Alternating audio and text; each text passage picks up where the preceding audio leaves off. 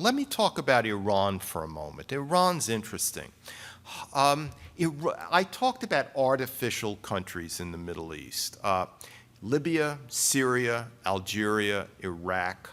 I talked about Yemen is partially artificial, not wholly artificial. There's nothing artificial about Iran. Iran's a real state. In fact, as Syria and Iraq crumble, and Lebanon and Jordan are under stress, the only two vibrant states between the eastern edge of the Mediterranean and the Central Asian plateau is a Jewish state and a Persian state. Keep that in mind. There is nothing artificial about Iran. Persia was the first great superpower in antiquity. If you look at the maps of the various Persian empires, the Medes, the Parthians, the Achaemenids, the Sassanids, the Qajars, and others, what you find is it roughly approximates the area of Iranian influence today. Lebanon, Syria, certainly Iraq, Western and Central Afghanistan. Iran has a terrorist network of empire of sorts from the Mediterranean to Central Afghanistan.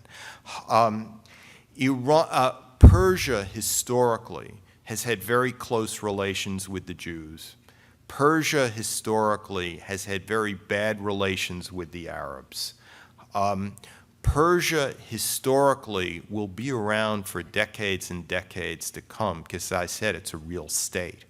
I cannot promise you that Saudi Arabia will exist for decades and decades to come, because Saudi Arabia is artificial, though I never got to talk about it. Saudi Arabia is not is not synonymous with the trapezoidal Arabian Peninsula in the way that Iran is synonymous with the Iranian plateau, with the Iranian plateau.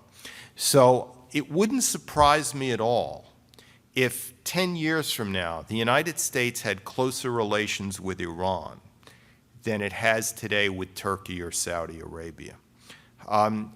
And I infer this from geography. I infer that there's a lot that the US and Iran have to talk to each other about. They can each do each other a lot of good in a naked strategic fashion.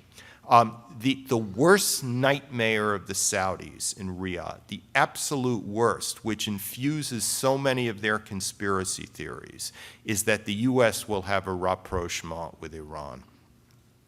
That's what really scares. That's the Saudi nightmare, that Saudi Arabia has dwindling underground fresh water sources, that it has 40% male youth unemployment, that the royal family inner circle is spreading from about 20 to several hundred, as the sons of the favored wife of Ibn Saud, Sudair, die off, and just congeries of grandchildren emerge fighting for the spoils, and the power structure is split up.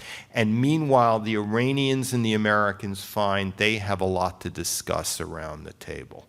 And if they can get by this nuclear issue, I think you're going to see a very, very different Middle East.